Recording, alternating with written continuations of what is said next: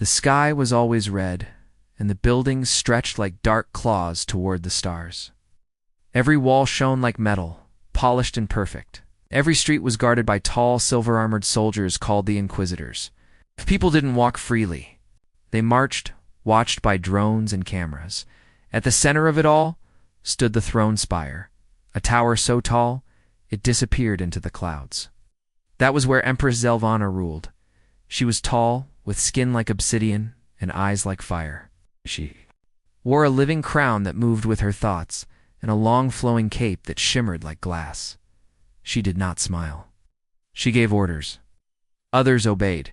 Humans were one of many species who served the Syraxian Empire. Earth had fallen 50 years ago. Since then, humans were used as workers, some in factories, some in mines, and some, like Dane Carter, inside the palace itself. Dane was quiet. He spoke only when spoken to. His clothes were simple, gray tunic, boots, and a small data tool always hanging from his belt. To most people, he looked like just another servant. To the Empress, he was less than that, a worm, as she once called him during a dinner. But Dane saw everything. He noticed how the guards rotated every 6 hours. He memorized which pipes made strange noises. He knew which doors opened a little slower and which halls had weaker lights. For 10 years, he worked in silence, fixing small things, cleaning up, carrying messages. He never stood out. The plan: one evening, the palace buzzed with noise. Alien nobles from across the empire arrived for a grand ceremony. Music echoed through the halls. Lights danced in the sky above the throne spire. The Empress was to make a speech, reminding all worlds that she ruled alone with strength, fear, power. Dane was serving in the grand throne room that night. The walls were covered in silver mirrors. The floor was polished black stone. A long staircase led up to the Empress's throne, made of shifting metal and glowing crystals. On either side, nobles stood, whispering and laughing in their strange languages.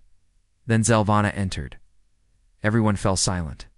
She walked slowly, her cape trailing behind her. Her crown shimmered. Her eyes glowed red for a moment as she scanned the room. Then she sat on the throne, her voice echoing through the hall.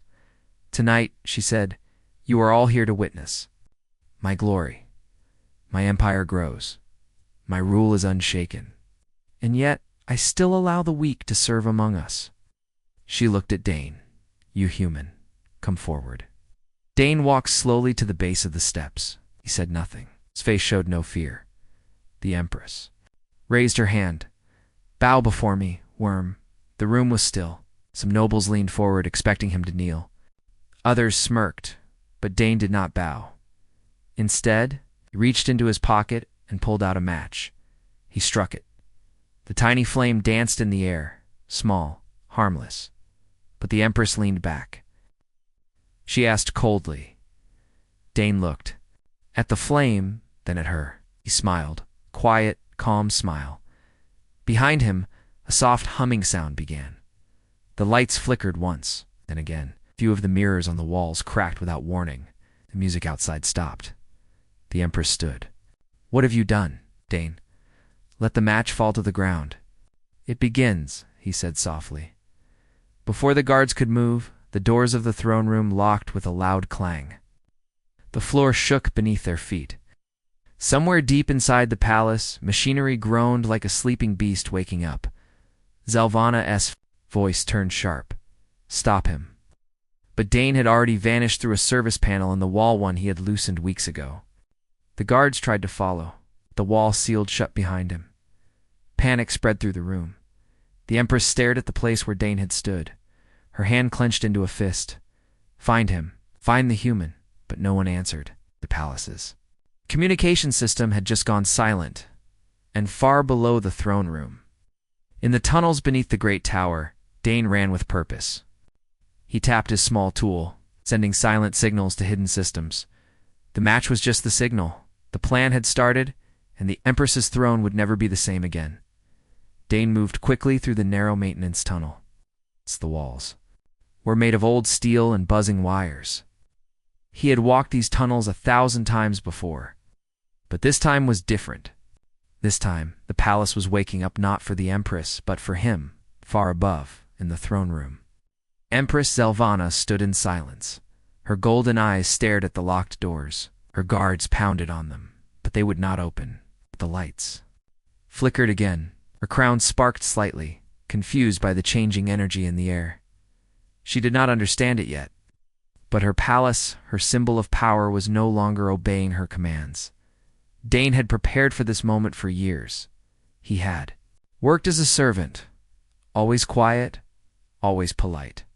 He had learned how the palace systems worked, where the weak points were, and how the machines spoke to each other. He didn't have an army, he didn't have weapons, but he had knowledge and patience. And now, everything he had set in place was coming alive as he moved through the lower corridors. Lights turned on automatically. Doors unlocked for him. Security cameras turned away. He was not just hiding anymore, he was leading something.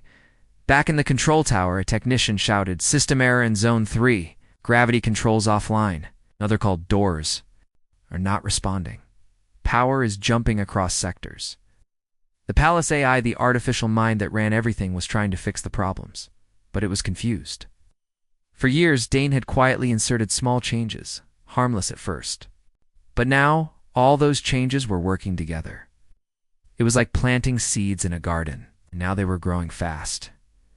In one hallway, a group of guards tried to break into a server room. Suddenly, the floor under them shifted. Gravity turned sideways for 3 seconds. The guards crashed into a wall, sliding down in a pile. Lights above them burst.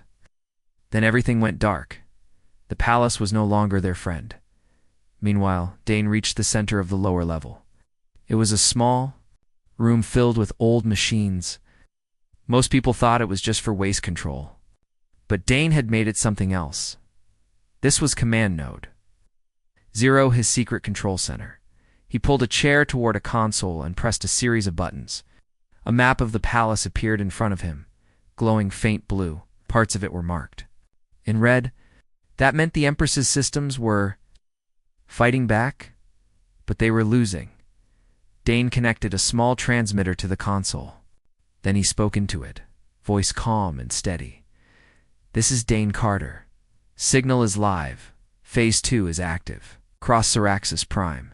In factories and mines, hidden devices began to blink. Humans and other enslaved species saw the light and knew what it meant.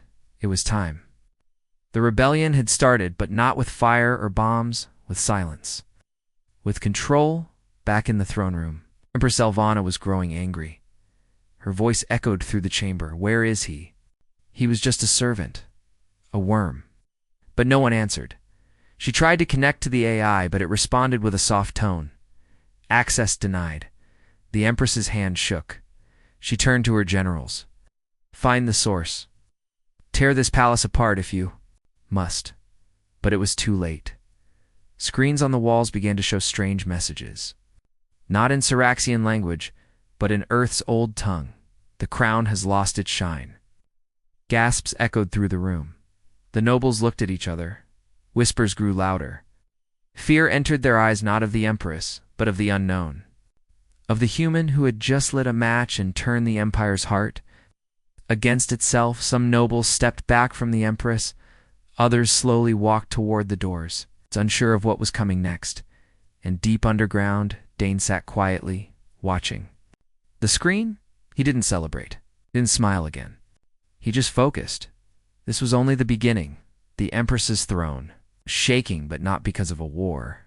It was shaking because truth was moving through her walls. Because one man had been brave enough to wait, was brave enough to believe he could turn the greatest weapon of the Empire, its own pride, against itself. And somewhere in the palace, as another hallway filled with smoke from overloaded circuits, a whisper traveled through the vents. He didn't bow. The city of Siraxis Prime was changing. From the outside, everything still looked normal. The towers still stood tall. The guards still marched. The skies were still filled with patrol ships. But inside the palace, the heart of the Empire, something had gone wrong. The Empress had lost control. Dane Carter moved carefully through the lower tunnels. Pipes hissed with steam. Lights blinked, some broken, others flickering. Sparks flew from control panels, but Dane didn't panic. This was part of the plan. He tapped a control pad on the wall. A small screen lit up, showing different parts of the palace. He smiled. Systems were failing exactly as he had designed. Years ago, Dane had worked on Earth as an engineer. He knew machines, he knew code. When Earth was conquered, he was sent to work in the palace as a low-level servant. Others gave up hope, but Dane didn't. He waited. He watched. And little by little, he planted traps inside the palace system. Small changes, quiet edits. Lines of code that looked normal but weren't. Now, those changes were waking up. Freedom was spreading like fire. Back in the throne room, Empress Zelvana paced in anger. "Why is he still free?" she shouted. The guards stood silent, afraid. To speak, the Empress's voice was sharp and cold. "I want him captured now. Bring me his body, or bring me your own." She waved her hand toward the floor. A panel opened, and a small black sphere floated into the room. It blinked blue, waiting for orders. "Activate the Inquisitors," she said. The sphere beeped and flew upward, disappearing into the shadows above. Far below, Dane heard the signal. He closed his eyes for a moment. The Inquisitors were coming. They were not normal guards.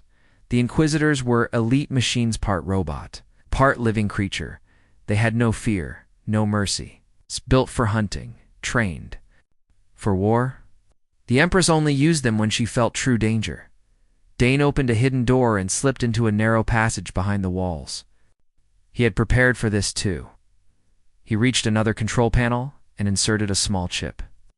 A voice spoke softly. "Control shift confirmed. Hidden network online." This was not just about breaking the palace. Dane had built something deeper.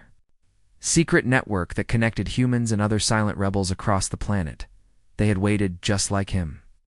Now they were ready. In distant corners of the Empire, people received the signal. They didn't shout, they didn't fight, they simply stopped working. Machines shut down. Factory lines went quiet. Communications were blocked. Even the Empire's military. Satellites started to flicker. The Empress's voice could no longer reach the stars.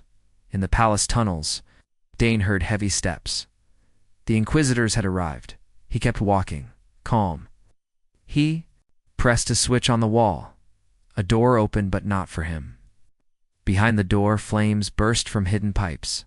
2 Inquisitors were caught in the fire and dropped, smoking and silent. Dane didn't celebrate, kept moving. He knew the palace better than anyone now. The Empire had used machines to control others. Now those same machines were turning against them, not with violence, but with truth. The system was broken from the inside. Dane hadn't attacked it. He had rewritten it, and it was only the beginning. He climbed a ladder toward the higher levels. Lights above him flickered to green. That was the signal. Others were rising to servants, prisoners, cleaners, engineers. They didn't carry weapons. They didn't need to. The palace itself was becoming their ally. Back in the throne room, the Empress stood before her throne. The lights dimmed then. Without warning, her great crystal throne shook. A small spark jumped from its edge. The Empress stepped back, startled. "What is this?" she whispered. A screen appeared in front of her. It showed a single message. "The match is still burning." She crushed the screen with her hand. Far below, Dane reached a maintenance lift. He looked up. The lift would take him straight to the command chamber where the throne core was hidden. That was the heart of her power, the mind of the palace. He had one task left: shut it down. The match he lit had turned into a flame. Now it was time to bring down the crown. The lift moved silently up the tall tower. Dane stood inside, watching the lights change as he passed each level. His face was calm, but his mind was focused. The air was heavy. He was close now, close to the place where it all began, where it must end. The throne core sat at the top of the palace, hidden behind thick walls and guarded by codes no one else could break. It was the mind of the palace, the system that controlled lights, doors, drones, even the Empress's throne itself. She ruled Syraxis through the core, but now Dane was going to take it away from her. As the lift stopped, The doors opened with a soft hiss. The hallway ahead was dark and quiet. Long silver panels lined the walls. Soft lights pulsed under the floor. No guards were in sight. No cameras followed him. He had disabled them all. Dane stepped out, walking slowly, every step echoing softly. The silence didn't scare him. In fact, it felt like peace. For years he had moved in the shadows, hiding, watching, waiting. Now he was the shadow moving freely in her palace. Some people fought wars with guns. Dane fought with silence. He reached a thick door. It was locked by 6 levels of code. But he had spent years learning each one. Placed his hand on the pad. A light scanned his palm. Access granted. The door slid open. Inside was the throne core room. It was massive and round, filled with tall glass pillars and glowing data streams. In the center was a chair made of cables and wires. It pulsed with red light. That was the core's control seat, meant only for the Empress. Dane looked at it, then turned away. He wasn't here to sit. He was here to shut it all down. He walked to the control console and placed his small chip into the port. A quiet hum filled the air. The screen lit up. "Welcome, Dane Carter. Final protocol ready?" But before he could press the final button, a voice echoed behind him. "You've come far, human." Dane turned. Standing in the doorway were 2 Inquisitors, tall, silver-skinned, with red eyes and long arms. They moved without sound. Each step was smooth, like a machine, but their eyes showed something deeper. They were not just machines. They were alive, trained to feel no fear. Dane didn't run. "I expected you," he said softly. One of the Inquisitors stepped forward. "Surrender, and your end will be painless." The lights above flickered. The palace was reacting. The Inquisitors tried to find him in the smoke, but their systems were confused. Heat levels spiked. Sound waves bounced in false directions. Built these traps long ago just in case. He didn't fight the Inquisitors with strength. He fought with confusion. One of the Inquisitors turned too fast and slammed into a wall. Its arms sparked. The second one followed, but tripped over a floor panel that Dane had loosened last week. It crashed to the ground. Dane stepped out, breathing hard. He looked at the screen. Final protocol, confirmed to disconnect throne core from Empress. His finger hovered above the button. He thought of Earth, of the day the skies turned red. When the Empire took everything, he thought of the workers, the prisoners, the forgotten, and he pressed it. The core's red light turned blue in the throne. Room below, Empress Elvana gasped. Her crown blinked. Her connection to the palace was broken.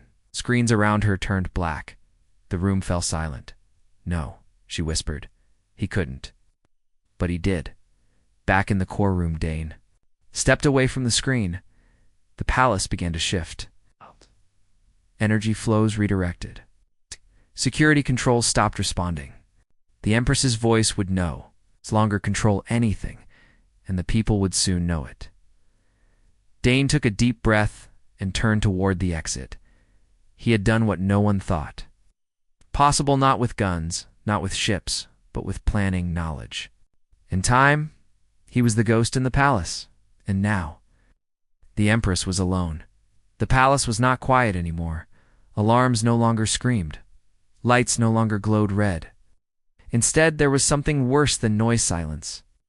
A deep, cold silence that made the strongest guards freeze. It was the kind of silence that came just before something big fell, and in the middle of it all sat Empress Zelvana, frozen on her throne. Her crown, once shining bright with energy, was now dim. The throne no longer responded to her thoughts. The screens around her were black. She could not see her generals. She could not speak to her soldiers. The throne core had gone dark. She clenched her hands tightly. "How?" she whispered. She had ruled for years, feared across the stars. Her voice had commanded armies. Her finger could destroy cities.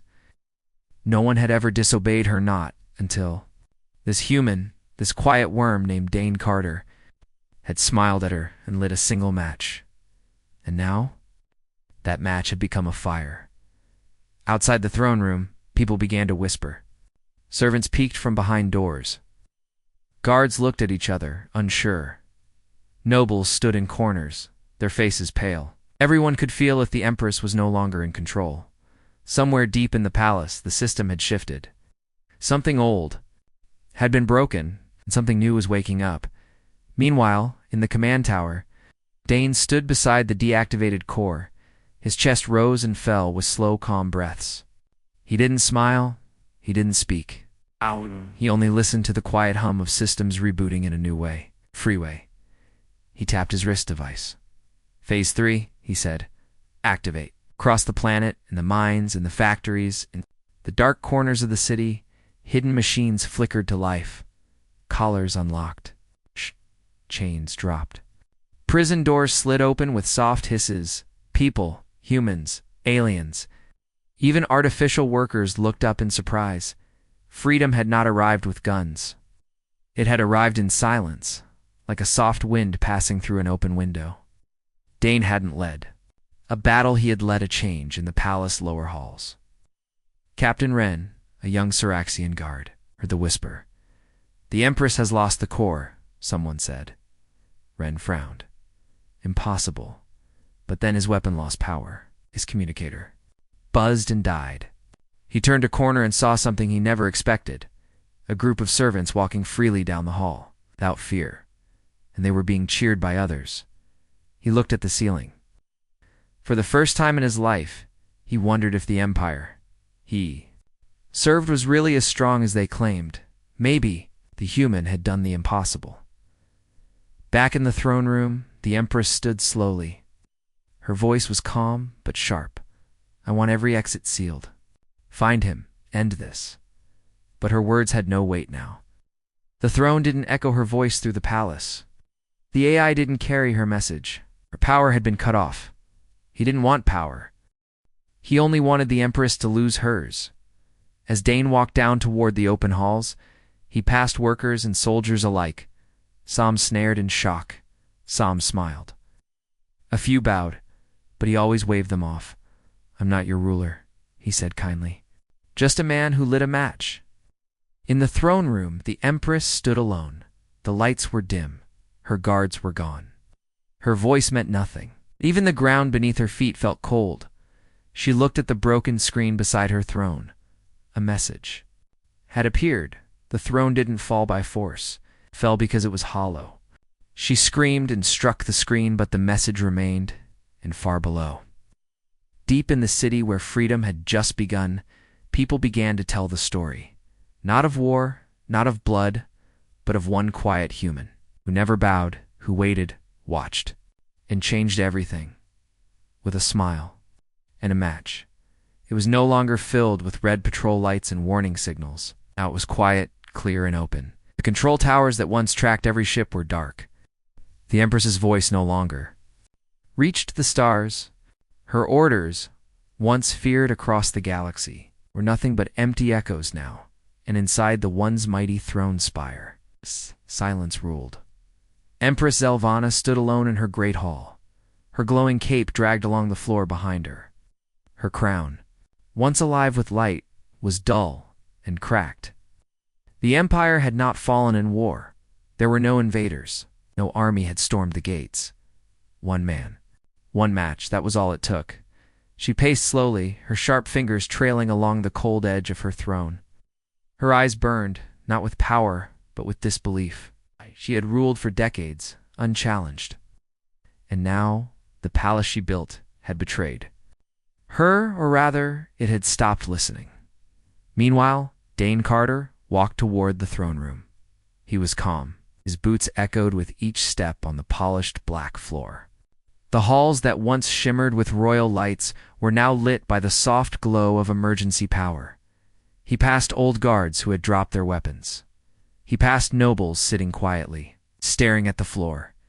He passed servants who looked at him not as a worker, but as something more. Some tried to thank him. Some simply stepped aside. He nodded, but said nothing. Dane didn't want praise. He only wanted to finish what he started. The throne room. Doors stood open. Dane walked in slowly. The Empress. turned, her long robe sweeping across the floor. Her eyes narrowed when she saw him. "You," she hissed. "You did this." Dane stopped a few steps from the throne. He looked around the empty room. "No," he said softly. "You did this." Just showed the cracks. The Empress's voice. "Rose, you broke my systems, my crown, my city." "I didn't break them," Dane replied. "Release them. They were never yours to control forever." She stepped forward. "You think you've won? You're just one man." Dane nodded. "Exactly. And if one man can shake an empire, imagine what thousands can do now that they're free." The Empress looked at her broken throne. Her hand touched the armrest, but nothing responded. No command, no power. No throne code, just cold, silent metal. She turned back to Dane. "Why didn't you take it?" "The power? You were right there. You could have ruled." Dane's answer was quiet. "I didn't come to rule. I came to end a lie." At that moment, a soft hum began to rise in the throne room. Lights flickered gently, not in warning, but in change. The palace was rebuilding itself, but not for the Empress. It's not for Dane. For the people. Across the city, systems were resetting. Drones once used to spy were now cleaning debris. Screens once used to command were now showing free messages. People talking, sharing, asking questions. Factories had stopped running like machines and started making useful things again. And above it all, the Empire's network, the web of fear and control, was gone. The Empress stood still, lost in thought. All her years of power had been built on fear, but now that fear had disappeared, and without fear there was no empire. Slowly, she removed her crown. The metal cracked in her hands. She looked at it, then let it fall. It landed with a quiet clink on the floor. The sound echoed like a final breath. Dane stepped aside as others entered the throne room. "For my workers." Leaders from distant planets. Voices that had once been silenced. They didn't come with anger. They didn't come to punish. They came to rebuild. The Empress looked at them, then at Dane. "So what now?" she asked. Dane looked at the broken throne. "No, we don't need a throne." Later that evening, the city was filled with light, not from force fields or energy weapons, but from small lamps and campfires. People gathered together to talk, to sing, to share food. For the first time, the planet felt alive, not under rule, but under hope. High above, in the top room of an old tower, Dane stood alone, looking out the window. He had no crown, no weapon, no army. But his name was now spoken across the stars, not as a king, but as the man who smiled, lit a match, and reminded the galaxy of something simple. One free mind can shake an empire. And that night, the Empress's throner, golden symbol of rule, was taken down by her own hands. Not because she was forced to, but because she finally understood. Power built on fear does not last. For the first time in years, the city woke up without fear. No alarms, no marching guards, no shouting from screens. The air felt fresh. The skies were clear. Birds, real birds, flew across towers that once blocked sunlight. The palace no longer ruled the world. Now, the people did. And at the center of this change stood Dane Carter, the man who never bowed. After the fall of the Empress, many expected Dane to take her place. Leaders from across the planet asked him to become the new ruler, the new voice of power. They brought him offers, honors, even a crown made of silver and light. But Dane refused all of it. "I didn't light the match to sit on her throne," he said. "I lit it so no one would need a throne again." He spent his days helping people repair systems, unlock closed factories, and reconnect distant colonies. He taught others what he knew how to use tech to help, not to control. Shared his maps, his codes, and most of all, his belief. Freedom is not given. It is built. As days passed, news of the fall spread across the galaxy. On planets once ruled by the Siraxian Empire, people began to rise. Not with violence, but with questions. If one human could bring down the Empress, what could they do? Rebellions turned into movements. Movements became change. Change became a new future. Dane's name became a symbol not just to humans, but to everyone who had once been silenced. Across stars, they called him many things. The ghost of the throne, the man with the match, the human who smiled.